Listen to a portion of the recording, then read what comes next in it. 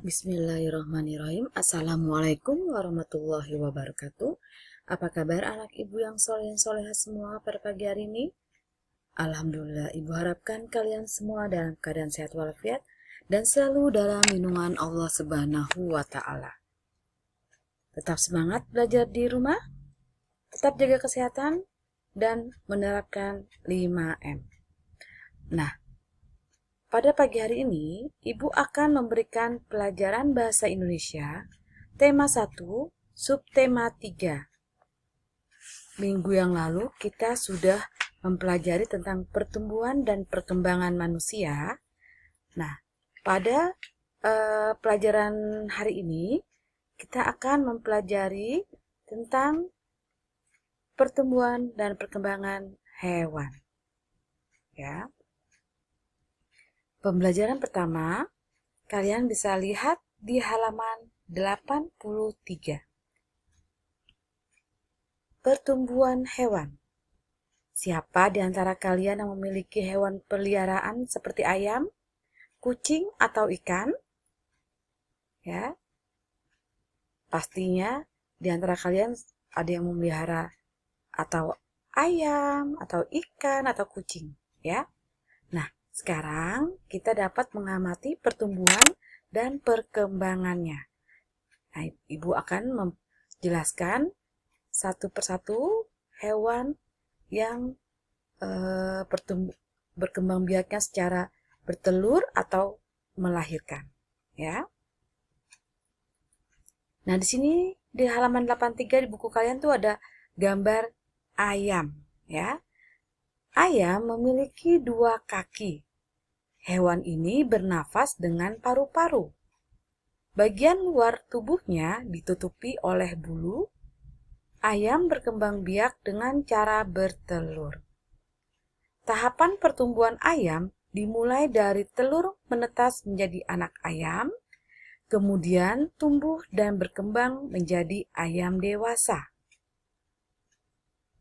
Setiap hari, ayam diberi makan dan minum, sehingga ukuran tubuh ayam bertambah besar. Saat dewasa, ada perbedaan ciri tubuh antara ayam jantan dan betina. Nah, pada kepala ayam jantan atau ayam jago, ya, tumbuh jengger yang lebih besar, yang berwarna merah itu, ya, dibandingkan ayam betina, ya. Nah, kalau ayam betina tidak ada berjengger, ya, tidak berjengger kalau ayam betina. Dan di bawah paruh akan tumbuh pial. Pada kaki ayam jago tumbuh taji, ya. Ayam jantan memiliki tubuh lebih tinggi dari ayam betina. Biasanya ayam jantan itu atau ayam jago itu tubuhnya lebih tinggi, ya. Dan ayam betina itu dia biasanya lebih pendek dan lebih besar, ya. Pertumbuhan ayam dipengaruhi berbagai faktor. Agar tumbuh dan berkembang dengan baik, ayam diberi makan, minum, dan vitamin dengan teratur. Nah, di sini ada gambar pertumbuhan hewan, ya. Dari ayam dewasa, ya, ayam dewasa lalu bertelur, ya. Nah, telurnya lalu menetas, ya. Menetas lalu menjadi anak ayam. Anak ayam lalu menjadi dewasa. Nah, begitupun selanjutnya, ya. Ya, pertumbuhannya itu dari ayam dewasa, dia ayam betinanya bertelur, ya, bertelur dan menetas, habis menetas jadi anak ayam jadi dewasa, terus menerus seperti itu, ya. Nah, salah satu hewan yang juga berkembang biak secara bertelur seperti ayam adalah burung. Burung bertelur di sarangnya. Nah, ini lihat pertumbuhan burung, ya. Berkembang biaknya secara bertelur, ya. Nah, burung biasanya itu bertelurnya di sarang, ya. Dia membuat sarang di atas pohon, ya. Nah, induk burung menghangatkan dan melindungi telur hingga menetas, ya. Anak burung menetas dari telur dan tumbuh, ya. Nah, anak burung mengalami perubahan ukuran tubuh hingga menjadi burung dewasa. Ya, ini adalah pertumbuhan dari burung. Ya. Lalu selanjutnya, hewan yang berkembang biak dengan cara bertelur adalah ikan. Ikan dapat bertelur sampai ribuan dalam sekali waktu. Telur menetas menjadi larva, larva tumbuh menjadi ikan kecil, kemudian ikan kecil menjadi ikan dewasa. Ikan dewasa mengalami pertumbuhan. Nah, ikan bernafas dengan insang. Insang bergerak dengan cara berenang menggunakan sirip. Nah, ini adalah cara daur hidup ikan. Ya, ikan bertelur itu sampai ribuan. Ya, makanya di laut itu banyak ikan-ikan ya menghasilkan ikan. Ya, ini adalah cara daur hidup ikan. Pertama bertelur, lalu menetas menjadi larva.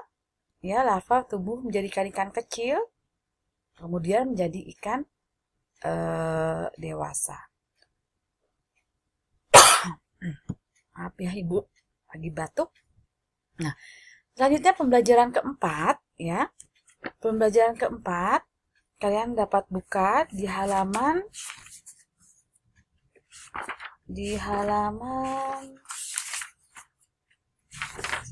halaman 104 ya. Nah, semua makhluk hidup mengalami siklus hidup atau daur hidup. Dari lahir atau menetas, kemudian menjadi dewasa, berkembang biak, hingga akhirnya mati. Hewan memiliki daur hidup yang beragam. Ada hewan yang lahir atau menetas dengan bentuk mirip induknya, seperti kucing dan burung. Ya, ada hewan yang lahir atau menetas dengan bentuk mirip induknya, seperti kucing dan burung. Nah, ini adalah siklus hidup kucing. Ya, kucing merupakan hewan yang berkembang biak dengan cara melahirkan. Kulit kucing ditumbuhi rambut. Kucing bernapas dengan paru-paru. Kucing juga sebagai hewan peliharaan yang lucu. Siapa di antara kalian yang mempunyai kucing atau memelihara kucing? Kucing itu adalah binatang yang lucu. Nah, ini adalah contoh dari siklus daur hidup kucing ya. Pertama, kucing dewasa melahirkan anak kucing ya. Lalu jadi anak kucing, lalu menjadi kucing muda atau lalu menjadi kucing dewasa ya. Nah, yang sama dengan induknya binatang apa tadi selain kucing? Yaitu burung. Kalau burung menetas itu menjadi menyerupai induknya burung ya, tidak berubah. Nah, dari penjelasan di atas dapat kita simpulkan bahwa untuk tumbuh hewan memerlukan makanan dan minuman. Selain itu, jika kita memiliki hewan peliharaan, juga perlu diberi tempat tinggal dan dijaga kebersihannya. Ya, saya kalian mempunyai hewan peliharaan burung, kalian buat kandang burung ya, yang bersih, yang baik, yang layak ya. Terus kalian memiliki kucing juga ada kandangnya ya. Kalian juga memiliki peliharaan ayam juga dibuat kandangnya ya kan, jangan dibiarkan begitu saja ya. Nah, selanjutnya ada pula hewan yang terlahir dengan bentuk yang berbeda dari induknya dan mengalami bentuk. Contoh hewan yang mengalami perubahan bentuk pada tiap tahapan daur hidupnya adalah kupu-kupu dan lebah madu. Siapa yang tahu daur hidup itu apa? Ya, di sini akan jelaskan. Daur hidup adalah seluruh tahap perubahan yang dialami makhluk hidup selama hidupnya. Ya, di sini ada gambar tentang daur hidup kupu-kupu, ya. Gambar di samping menunjukkan daur hidup kupu-kupu. Kupu-kupu bertelur di daun, ya. Kupu-kupu ini bertelur di daun, ya. Nah, ini adalah telur kupu-kupu. Setelah beberapa hari, telur akan menetas menjadi ulat, ya, menjadi ulat atau larva, ya. Telur ini akan menetas menjadi ulat, ya, atau disebut dengan larva. Ulat memakan daun-daunan sehingga tubuhnya menjadi besar, ya. Ulat itu memakan daun-daunan sehingga tumbuhnya menjadi besar. Nah, ulat mencari tempat untuk berdiam diri dan membentuk pupa atau kepompong. Ya, ini adalah pupa atau kepompong. Nah, setelah 1 atau 2 hari, seekor kupu-kupu keluar dari kepompong. Nah, dia setelah beberapa hari, kepompong ini, eh, kepompong ini, eh, apa namanya? Dia keluar kupu-kupu ya dari kepompong ya. Nah, ini adalah daur hidup kupu-kupu. Nah, selanjutnya daur hidup lebah ya. Lebah madu memiliki daur hidup yang sama dengan kupu-kupu ya. Pertama, lebah bertelur di daun ya. Pertama, lebah bertelur di daun. Setelah beberapa hari, telur menetas menjadi ulat atau larva. Ulat memakan daun hingga bertambah besar. Ulat berhenti makan dan membuat lapisan yang menutupinya disebut pupa atau kepompong ya. Lalu kepompong keluarlah dari kepompong itu keluarlah lebah ya. Nah, kedua hewan ini mengalami perubahan bentuk yang sempurna atau metamorfosis ya dengan 4 tahapan daur hidup ya. Metamorfosis itu perubahan bentuk yang sempurna. Lalu pembelajaran 5, selain kupu-kupu, lebah katak juga memiliki 4 tahapan daur hidup. Daur hidup katak dimulai dari telur, telur berubah menjadi berudu, berudu berubah menjadi katak muda yang memiliki ekor. Katak muda berkembang menjadi katak dewasa. Ini adalah contoh gambar daur hidup katak ya. Nanti kalian bisa lihat berulang-ulang ya dan baca catatan yang Ibu berikan yang di learning ini di bahan ajar. Kupu-kupu, lebah dan katak mengalami 4 tahapan perubahan bentuk dalam daur hidupnya. Ada pula beberapa jenis hewan yang mengalami 3 tahapan perubahan bentuk dalam daur hidupnya. Contohnya, selain nyamuk, lebah, ya, katak itu mempunyai 4 tahapan daur hidup, ya, atau metamorfosis atau perubahan bentuk yang sempurna. Nah, ada pula hewan yang mempunyai perubahan daur hidup 3 tahapan, ya. Contohnya adalah jangkrik, capung, kecoa, dan belalang. Ini adalah metamorfosis dan daur hidup jangkrik, ya. Jangkrik betina biasanya meletakkan telurnya di dalam pasir. Telur jangkrik menetas berupa anak jangkrik atau nimfa, ya. Anak jangkrik itu disebut dengan nimfa.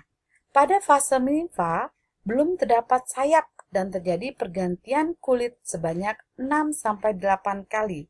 Setelah ganti kulit, nimfa akan berubah menjadi jangkrik, ya. Nah, selanjutnya yang terakhir adalah pembelajaran 6, yang terakhir adalah daur hidup nyamuk. Nyamuk memiliki daur hidup dimulai dari telur. Telur nyamuk berada di atas air ketika sudah menetas. Telur menjadi jentik-jentik. Jentik-jentik berubah menjadi pupa. Setelah beberapa waktu, pupa berubah menjadi nyamuk. Ya, ada nyamuk ya, ada serangga yang merugikan dan ada serangga yang merugikan manusia. Ada yang merugikan dan ada yang menguntungkan manusia. Yang merugikan itu adalah seperti nyamuk contohnya. Dan yang menguntungkan adalah lebah madu yang menghasilkan madu. Nah, sampai di sini penjelasan dari Ibu ya. Karena waktunya cuma hanya 15 menit, nanti Ibu berikan di e-learning ya, di KI 4. Terima kasih. Wassalamualaikum warahmatullahi wabarakatuh.